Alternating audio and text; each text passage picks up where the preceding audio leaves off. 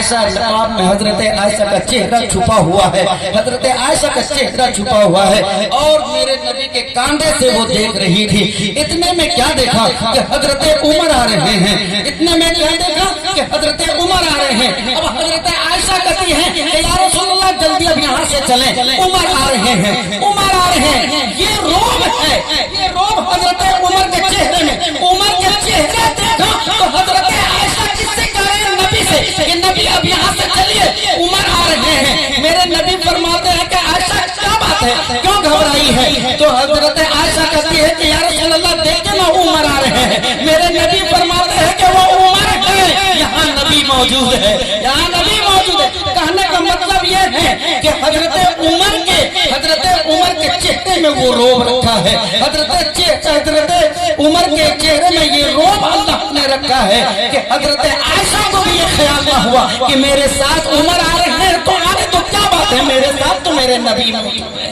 اس کا بھی خیال نہ ہو پایا۔ میرے محترم وہ حضرت عمر ہے، وہ حضرت عمر ہے جس کے بارے میں کہا جاتا ہے کہ عمر کی نیکیاں اگر جاننا چاہتے ہو تو آسمان کے ستاروں کو دیکھ لو، آسمانوں کے ستاروں کے برابر میں اگر روئے زمین میں کسی کی نیکی ہے تو وہ حضرت عمر کی ذات ہے، وہ حضرت عمر کی ذات ہے۔ میرے محترم وہ جلیل القدر وہی تو حضرت عمر تھے کہ ذرہ برابر جو ہے کوئی اگر نبی کے فیصلے سے اگر تھوڑا بھی اگر کنارہ کسی ہو تو حضرت عمر فیصلہ کرتے نہیں بلکہ حضرت عمر کی تلوار فیصلہ کرتی تھی۔ میرے محترم آپ کو معلوم ہوگا، آپ نے سنا ہوگا کہ ایک یہودی ایک مسلمان سے جھگڑا ہوا، ایک یہودی ایک مسلمان سے جھگڑا ہوا، اور اس لوگوں نے اس فیصلے کو نبی کریم صلی اللہ علیہ وسلم سے کروا چکا تھا، لیکن یہ ہے کہ مسلمان ہے کہ وہ ماننے کو تیار نہیں ہے، وہ ماننے کو تیار نہیں ہے۔ اس نے جب میرے نبی کی گزر جانے کے بعد کئی بار جو ہے اس کے بعد حضرت عمر کی بارگاہ میں آئے تھے اور فیصلہ کرانے آیا تھا۔ اس یہودی نے کہا تھا کہ ایسا ہے اس کا فیصلہ تو تیرے نبی نے کر چکا ہے، میں تو ماننے کو تیار ہوں لیکن یہ ماننے کو تیار نہیں۔ اتنا کہنا تھا کہ حضرت عمر نے کہا کہ باپ بتاؤ کہ یہ بات جو کہہ رہے ہیں یہ سچ ہے کہ نہیں؟ اس مسلمان کلمہ پڑھنے والے نے کہا تھا کہ ہاں یہ بات تو بالکل سچ ہے۔ تو پھر حضرت عمر نے کیا کہا کہ ٹھہرو یہاں پہ ٹھہرو، ابھی میں گھر جاتا ہوں اور گھر سے آتا ہوں، 1 منٹ میں فیصلہ کرتا ہوں۔ چنانچہ حضرت عمر گئے اور ننگی تلوار لے کر آئے اور گردن پہ ایک ایسا وار کیا کہ سر تن سے جدا ہو گیا، اور حضرت عمر نے کہا کہ سن لو تم میرے نبی کے فیصلے سے انکار کرے گا، تم نہیں بلکہ عمر کی تلوار فیصلہ کرے گا، عمر نہیں عمر کی تلوار فیصلہ کرے گی۔ میرے محترم تو وہ عمر کی ذات ہے، اس عمر کے بارے میں، اور حضرت علی کا مقام اتنا بلند مقام ہے کہ حضرت علی کے بارے میں، حضرت علی کے بارے میں میرے نبی پاک صلی اللہ علیہ وسلم جو حضرت علی داماد رسول ہے، یہ کتنی بڑی مقام ہے، کتنا بڑا مقام حضرت علی کو فرمایا۔ علی کے بارے میں میرے نبی نے فرمایا کہ میں علم کا شاہر ہوں تو اس کا دروازہ علی ہے، اس کا دروازہ علی ہے۔ میرے محترم فاتح خیبر کے نام سے جانتے ہیں حضرت علی کو۔ میرے محترم وہ حضرت علی اور حضرت عمر سے میرے نبی نے فرمایا کہ سنو مجھے یمن سے میرے محبوب کی خوشبو آتی ہے، اس سے جب تمہاری ملاقات ہو تو اس امت کی دعا، اس امت کی مغفرت کی دعا کے لیے کہنا۔ میرے محترم اب ذرا غور کریں کہ کہاں صحابی رسول ہیں، وہ بھی ایسے ویسے اس وقت کے ادنا صحابیوں میں شمار نہیں ہوتے ہیں، ادنا صحابی نہیں ہیں، لیکن میرے نبی حضرت اویس کرنی سے دعا کے لیے التجا کر رہے ہیں اور حکم دے رہے ہیں۔ چنانچہ حضرت علی حضرت عمر آئے اور حضرت اویس کرنی سے دعا کے لیے درخواست کیا۔ یہ کیوں ہوا؟ اللہ رب العزت نے حضرت اویس کرنی کو اتنا بڑا مقام کیوں عطا کیا؟ اسی لیے عطا کیا کہ حضرت اویس کرنی نے اپنی ماں کی خدمت میں ذرہ برابر غفلت نہیں کیا، کبھی نہیں۔ آج ہمارا مقام کیا ہے؟ ماں بوڑھی، ماں باپ بوڑھے ہو جاتے ہیں، ہماری ماں چلاتی رہتی ہے، باپ آواز لگائے رہتے ہیں، لیکن ہم ہیں کہ ہمارے کانوں میں روح تک نہیں ملتا اور ہم یوں ہی نظر انداز کر کے چلے جاتے ہیں۔ ماں کا دل دکھتا ہے، باپ کے سینے جو ہے درد سے دکھتا ہے کہ یہ وہی بیٹا ہے جس کے لیے ہم نے دھوپ کی شدت برداشت کی، یہ وہی بیٹا ہے جو میری باتوں کو نظر انداز کر کے ایسے چلا گیا، اسی کے لیے ہم نے اپنے دھوپ کی شدت کو برداشت کیا۔ نہ جانے اس کی وجہ سے میں اپنے بھوک کو اتنا برداشت کیا کہ کہیں میرا بیٹا بھوکا نہ ہو رہ جائے، اس کے لیے میں نے بھوک کو برداشت کیا ہے، گرمی کو برداشت کیا ہے، بارش کو اس نے برداشت کیا اور اسے پروان چڑھایا، اور آج میں لاغر ہو گیا، آج میں کمزور ہو گیا تو میرا بیٹا مجھے آنکھ دکھاتا ہے، میرا بیٹا میرے سامنے سینہ چوڑا کرتا ہے۔ میرے محترم، یہ کتنی بدنصیبی کی بات ہے، یہ کتنی کم نصیبی کی بات ہے۔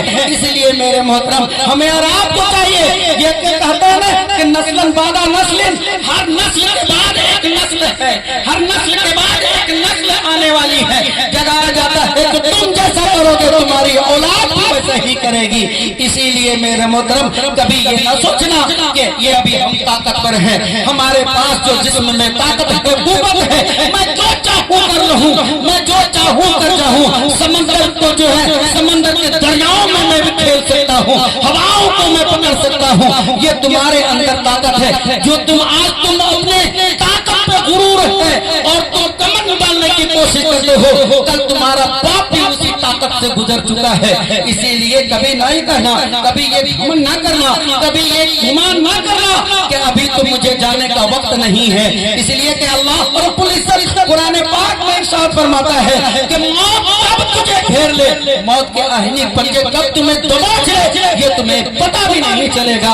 اسی لیے ہم نے نہیں دیکھا، ہم نے تو بارہا اپنے آنکھوں سے دیکھا ہے کہ ایک 9 سال کا بچہ بھی چلا جاتا ہے، 9 عمر کا بچہ بھی چلا جاتا ہے، کڑیل جوان بھی چلا جاتا ہے، کڑیل جوان بھی جاتا ہے، 60 سال کا عمر گزار کے چلا جاتا ہے، 30 سالہ بچہ چلا جاتا ہے جو کڑیل ابھی جوانی کی تحریک پہ اپنا قدم رکھا تھا کہ موت کی آخری پنجی نے اسے دبوچ لیا ہے۔ اس کا کیا مطلب ہے کہ ہم کبھی یہ خیال نہ کریں کہ ابھی میرے پاس بہت وقت ہے، ابھی میرے پاس بہت وقت ہے، وقت آئے گا تو دیکھا جائے گا۔ اسی لیے میرے محترم، آپ وقت کا انتظار میں ہیں، وقت آپ کا جو ہے جنازہ پڑ جائے گا، وقت آپ کا جنازہ پڑ جائے گا۔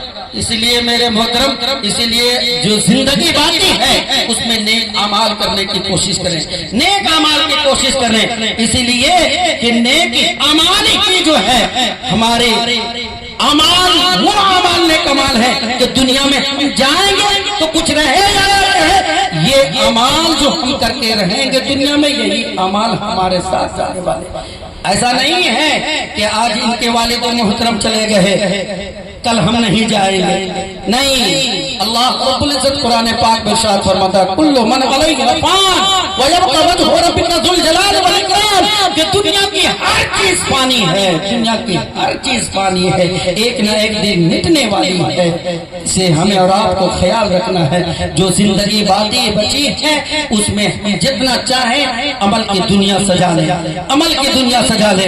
آج ہم پلٹ کے دیکھیں، اپنے گریباں پہ جھانک کے دیکھیں، کوئی کسی کے جو ہے کمزوریاں گنانے کی ضرورت نہیں ہے میرے بھائی، صرف ہم اپنے آپ کا محاسبہ کریں، اپنے اندر جھانک کر دیکھیں، ہم کسی اور کو کیا کہیں، ان کی کمزوریاں ہم کیوں گناویں؟ ہماری کمزوریاں ہمارے ساتھ اتنے ہیں کہ ہم اپنے کمزوریاں اگر سدھارنے پہ آ جائیں تو ہماری زندگی کے لمحات کم پڑ جائیں گے، تو ہم دوسرے کی کمزوری اجاگر کرنے کے ہمارے پاس وقت کہاں بچتا ہے؟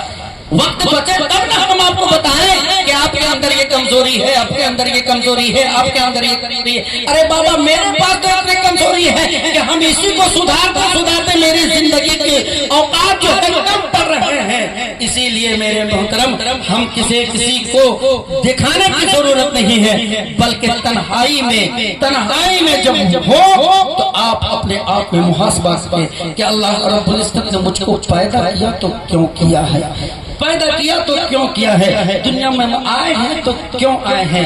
وہ رب چاہتا تو کیڑا مکوڑا بھی بنا سکتا تھا، وہ رب چاہتا تو کیڑا بنا دیتا، زمین پر ہم رینگتے چلے جاتے۔ پھر اللہ کو یہ کیا منظور ہوا کہ ہمیں انسان بنایا ہے؟ اور وہ اللہ اگر چاہتا تو انسان بنایا تو بنایا، کسی اور مذہب میں پیدا کر دیتا۔ وہ اللہ نے ہمیں اور آپ کو اتنا چنا کہ مذہب اسلام میں پیدا فرمایا، اور بھی چاہتا تو کسی اور نبی کے امتی بنا کر دنیا میں بھیج سکتا تھا۔ ذرا سوچنا کہ اللہ رب العزت نے ہمیں بھیجا ہے تو ہمیں کسی اور نبی کے امتی بنا کر نہیں بھیجا، بلکہ اس نبی کے امتی بنایا ہے جو نبیوں میں افضل و اعلیٰ ہے۔ اسی لیے ہماری ذمہ داری ہے کہ ہم اپنے بچوں کی تربیت میں دیکھیں، اسے دیکھیں کہ وہ کیا کرتا ہے، وہ کہاں جا رہا ہے، وہ کس سے مل رہا ہے، اس کے لمحات زندگی جو گزر رہی ہے وہ کس لوگوں کے ساتھ گزر رہی ہے۔ یہ سب ایک والدین کی ذمہ داری ہوتی ہے، ورنہ ہم اور آپ تو آئے دن دیکھتے ہیں، ہمارا بچہ ہو یا آپ کا بچہ ہو، کسی کا بچہ ہو، میرے محترم دیکھتے ہیں کہ آج دور حاضرہ میں یہ تربیت نام کتابوں میں لکھی ہوئی بات ہے، لیکن بچوں کے اندر وہ چیز نہیں دکھ رہا ہے۔ بچوں کے اندر بے راہ روی کی زندگی دیکھنے کو ملتا ہے، نہیں دیکھتے ہیں کہ معاملہ کچھ اور ہے۔ بچے اپنے مگن میں اپنی زندگی گزارتے ہیں، موبائل لے کر راتوں رات پڑے رہتے ہیں، موبائل لے کر نہ جانے کہاں کہاں اپنی زندگی کو گزار رہے ہیں۔ اس لیے میرے محترم ہماری ذمہ داری ہے کہ ہمارے بچے اگر موبائل لے رہے ہیں تو کتنے سے کتنے وقت تک لے رہے ہیں، وہ بچے کس چیز کو دیکھ رہے ہیں۔